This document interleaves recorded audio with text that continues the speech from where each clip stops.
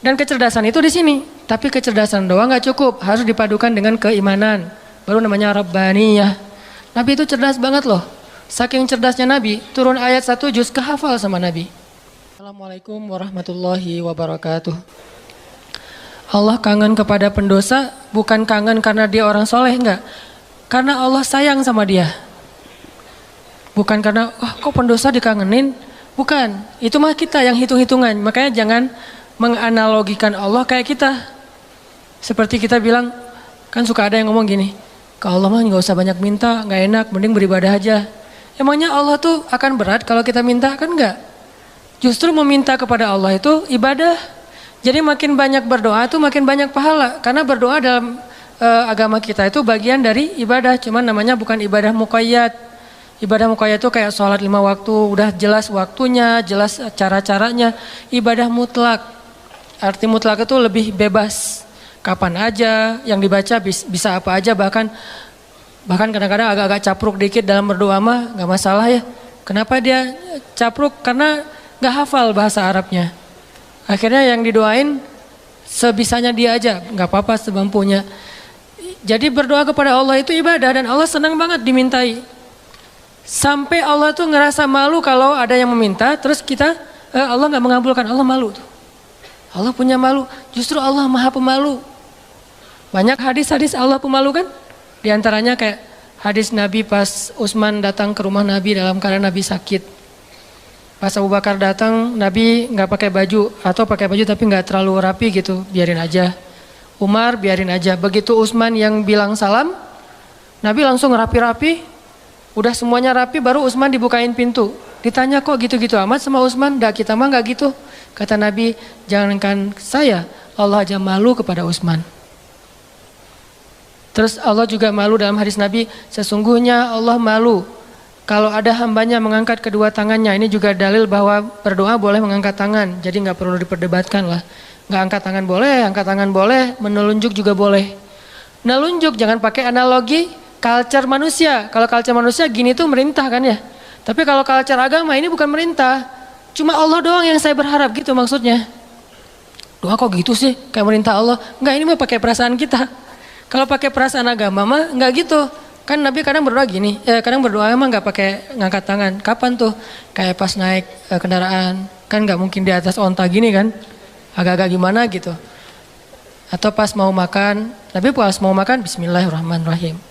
Walaupun boleh ditambah Allahumma lakasumtu misalnya. Ya, atau Allahumma barik lana. Asal nggak Bismillahirrahmanirrahim amutu ahya. Kan gak harus gini, boleh juga gini, boleh gak sama sekali. Kadang Nabi juga berdoa dengan mengangkat tangan. Buktinya, sesungguhnya Allah malu. Kalau ada hambanya mengangkat kedua tangannya, lalu Allah tidak mengabulkan permintaannya, kan Allah malu nih. Bisa juga Nabi ngangkat tangannya gak gini, tapi gini. Kapan? Pas perang Badar. Kalau kita pas besok mau ngelamar. Jadi perang Badarnya kita nih, jomblo nih. Lamaran, itulah perang Badarnya kita. Apalagi menghadapi calon mertua yang berkumis tebal teh kan, itu berarti menghadapi musuh yang lebih kuat daripada kita kan ya. Butuh mukjizat lah itu mah. Sehingga doanya malamnya kayak gini. Pas sudah diterima gini lagi. Itulah kita. Artinya teman-teman jangan ngelihat Allah seperti kita ngelihat makhluk. Tapi pasti Allah lebih baik daripada makhluknya. Pasti. Bahkan gak bisa dibandingin. Kalau ada ayat-ayat kayak analogi itu bukan perbandingan, lebih kepada analogi supaya kita bisa berpikir. Dan memang Islam itu mengajarkan kita dan melatih kita berpikir. Afala ta'qilun, afala la'allakum tadhakkarun, tatafakkarun, dan berpikirlah. Am hasibatum falyanzuru. Semuanya tentang berpikir. Jadi kalau ada istilah udahlah nggak usah dipikir-pikirin, udah taat aja. Taat tapi berpikir. Jangan taat gak berpikir. Karena agama ini agama milik orang-orang yang cerdas, dibawa oleh orang yang paling cerdas di muka bumi. Dan kecerdasan itu di sini. Tapi kecerdasan doang gak cukup, harus dipadukan dengan keimanan. Baru namanya Rabbaniyah. Nabi itu cerdas banget loh. Saking cerdasnya Nabi, turun ayat 1 juz kehafal sama Nabi. Jibril datang, Muhammad dengarkan, didengarin sama Nabi. Al-An'am kan 1 juz lebih sedikit, 11 lembar kan, 1 juz 10 lembar. Nabi dengerin, Jibril baca, udah selesai Jibril baca, Jibril naik ke langit, Nabi udah hafal. Nabi kasih tahu ke sahabat, udah turun ayat kepada saya yang lebih baik, yang lebih saya cintai daripada langit dan bumi, yaitu yang dibuka dengan alhamdulillah. Sahabat Ibnu Mas'ud bilang, saya udah hafal ya Rasulullah. Ini lagi sifat tawadunya Rasul. Rasul nggak bilang, emang lo doang, gue juga gitu. Enggak.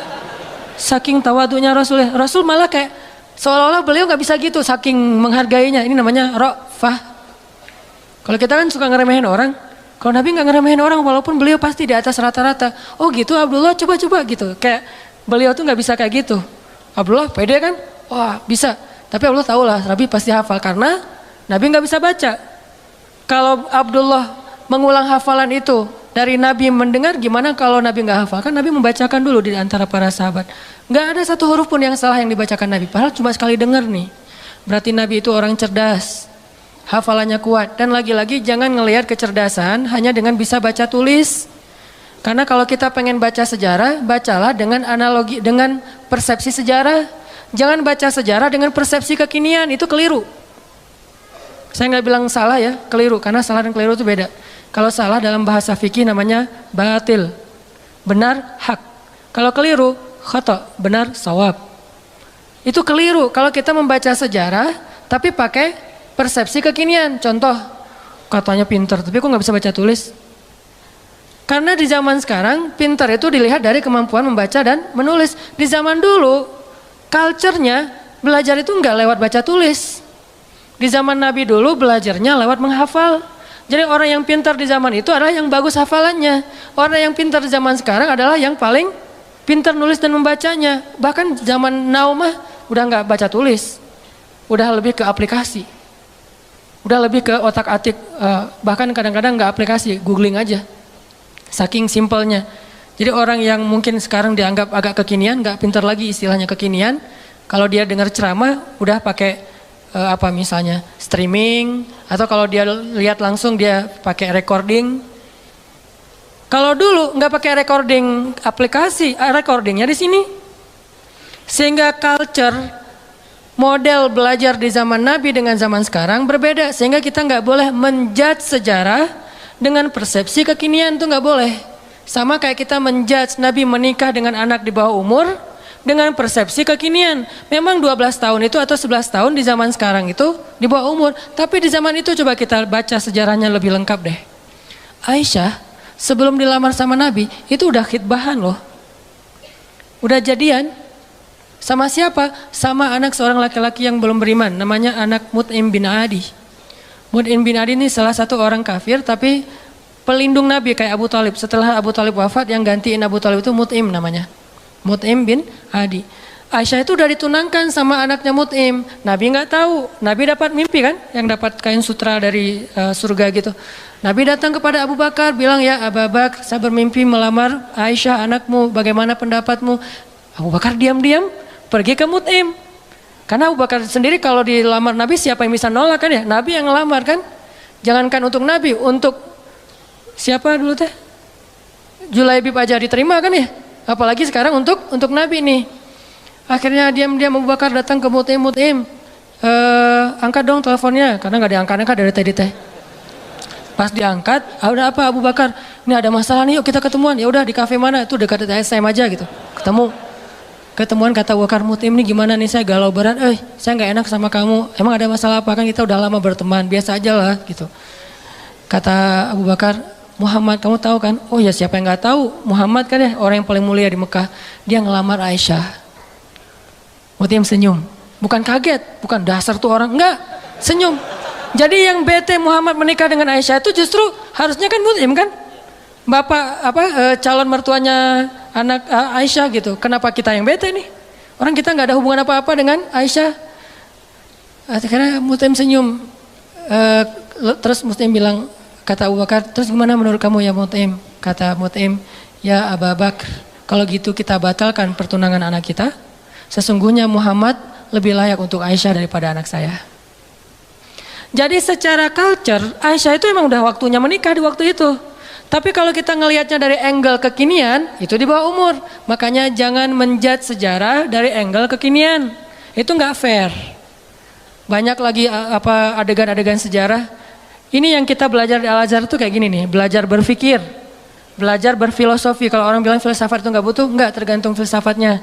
Karena ada filsafat Islamiyah, ada filsafat Gharbiyah. Kalau Gharbiyah itu Western lah, filsafat sekuler. Tapi kalau Islam juga berfilsafat, ternyata gitu ya. Baca tafsir juga butuh filsafat. Saya kalau baca Al-Quran yang ada tafsirnya atau nggak pakai tafsir, misalnya baca Quran beberapa ayat yang udah ngerti gitu ya. Subhanallah, ketika kita berpikir tentang Al-Quran, kebayang hal yang luar biasa tentang kebesaran Allah. Itu luar biasa loh.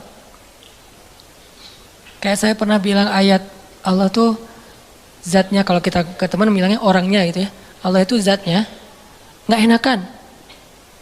Apa bukti Allah nggak enakan? Tuh buktinya tuh ayat sebelum tentang pengubahan kiblat. Allah mengatakan Raufun, dirinya tuh Rauf, artinya Rauf itu nggak enakan. Apa wujud nggak enakan Allah? Salah satunya ayat tentang puasa. Itu Allah nggak enakan banget tuh. Mau nyuruh kita puasa aja, perintahnya satu, tapi bahasa-bahasa untuk seolah-olah memotivasi kita, itu satu lembar loh.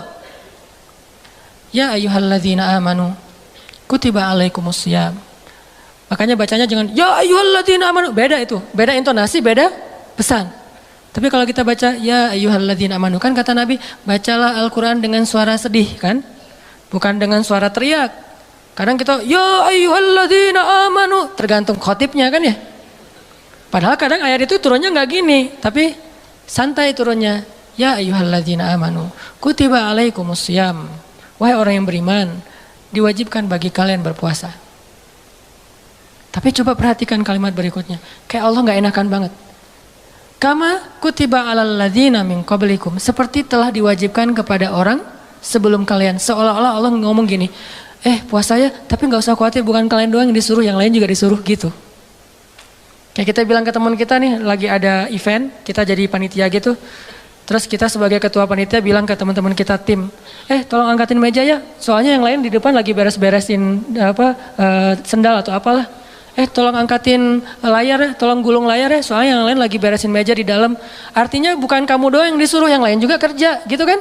Saking ra'fah, nggak enaknya Allah sama kita coba. Nah kita mah enak-enak aja sama Allah, nuduh Allah macam-macam, Allah nggak adil, Allah maunya apa, Allah nggak rela saya jadi orang benar. Allah aja ke kita yang Allah maha sempurna, nggak enakan coba. Wahai orang yang beriman, berpuasalah atau diwajibkan bagi kalian berpuasa. Tapi bukan kalian doang, orang sebelum kalian juga diwajibin. Kama kutiba alal ladzina min qablikum.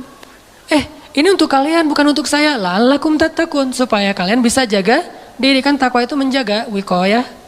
Bisa jaga diri, maksud jaga diri apa Ustadz? Kan kata Nabi juga bagi para jomblo, kata Nabi kan ya. Kalau kalian udah sanggup menikah, menikahlah. Kalau nggak sanggup atau nggak ada yang mau sih, nggak ada hadisnya sih, nggak sanggup maksudnya. Nabi kan ngomongnya elegan ya, saya aja yang nerjemahinnya kurang elegan. Maksud nggak sanggup di sini itu bukan cuma nggak punya materi, nggak ada yang mau juga. Kan nggak mungkin Nabi bilang nggak mau ya, nggak ada yang mau ya, nggak mungkin kan? Kalau kalian nggak sanggup, dalam kurung versi saya nih, nggak punya uang atau nggak punya calon, atau ada calon banyak tapi nggak ada yang mau, misalnya tutup kurung, gitu kan? Kalau kalian nggak sanggup, puasalah. Karena itu bisa menjaga diri kalian. Udah Ustadz puasa makin pengen nikah. Saya banget tuh. Dulu, alhamdulillah udah enggak lah. Cukup ya. Oke, lanjut. Supaya kalian bisa jaga diri. La'allakum tattaqun. Karena takwa itu menjaga diri. Bisa menjaga diri dari hawa nafsu, bisa jaga diri dari api neraka. Banyak makna jaga diri di sini. Udah selesai belum? Allah masih ngomong gini, ayyamam ma'dudat, gak usah khawatir, gak lama kok, cuma beberapa hari. Kenapa Allah gak bilang aja 29 hari atau 30 hari? Kenapa bilang beberapa hari? Kenapa Allah gak bilang 1 bulan? Kan puasa 1 bulan kan? Kenapa gak bilang syahran wahidan? Kenapa ayyaman ma'dudat? Karena pengen ngasih angle bahwa ini ringan, cuma beberapa hari doang kok. Lagian puasa kan bukan bulanan, harian. Sanggup gitu puasa bulanan? Sahurnya tanggal 1, buka puasa tanggal 29 gitu. Gak sanggup, makanya Allah bilang ayam, beberapa hari. Ini yang saya belajar di Al-Azhar. Jadi saya merasa bersyukur, bukan ngelebih-lebihin ya. Pasti kampus-kampus yang lain juga keren-keren. Cuma karena saya gak ngerasain, saya taunya Al-Azhar. Di Al-Azhar itu kita belajar detail banget. Kenapa saya bilang ada S2, S3 cuma 1 huruf Al-Quran jadi dapat tesis, disertasi. Karena yang dipelajari itu detail. Ngapain gitu-gitu amat sih, udah tahan aja. Enggak, kalau yang mutar aja nggak usah berpikir. Tapi berpikir supaya kita bisa menjadikan agama ini sebagai rahmat, sebagai solusi buat kehidupan kita. Ini bedanya belajar Al-Azhar dengan di beberapa tempat ya. Kalau di beberapa tempat belajar fikih itu lebih kepada produknya, produk fikih, halal, haram, boleh nggak boleh, itu kan produk fikih kan. Kalau di Al-Azhar bukan belajar produk, belajar cara memproduksi. Mesinnya dipelajari. Sehingga ketika ada masalah baru, mesin ini tinggal diulik dikit, produksi yang baru. Kayak tadi misalnya bikin apa gitu, ternyata udah berubah zamannya, udah seleranya udah nggak kayak gitu lagi, akhirnya digantilah, bikin lagi yang baru. Tetap mesinnya sama, cuman dia bisa beradaptasi dengan kebutuhan pasar. Itu bedanya di Al-Azhar. Kita belajar mesin fikih. Bagaimana memproduksi fatwa. Kalau di bidang fikih, kalau di tafsir, bagaimana mengambil ayat, terus jadi kesimpulan berfikir. Jadi berfikir dengan Al-Quran, bukan berfikir dengan menurut saya, enggak. Pola fikir kita tuh dibangun di Al-Azhar. Sehingga pas kita dengerin dosen ngomong, bener-bener tuh calangapan bener tuh. Karena ilmu dosen-dosen di sana tuh luar biasa. Kalau ngomong tuh kayak seolah-olah dia udah kuasai seluruh Al-Quran, jadi Al-Quran itu diambil tuh sepotong-sepotong dikumpulin, jadilah satu menu makanan. Tuh gitu di Al-Azhar teh.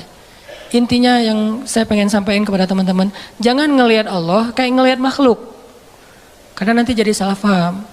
Jangan banyak minta lah, gak enak sama Allah. Justru Allah itu gak enak kalau gak diminta. Allah senang banget kalau kita minta. Dan Nabi yang paling banyak meminta ke Allah namanya Ibrahim. Sehingga disebut Inna Ibrahim la'awwahun halim. Apa arti awwah? Bukan awwah ya. Awwah artinya da'a, suka berdoa. Dan di Al-Quran itu Nabi yang paling banyak kalimat doanya kan Ibrahim kan. Dikit-dikit ya Rabbi, ya Ilahi, ya Allah. Selain Musa, awwahun da'a, suka berdoa.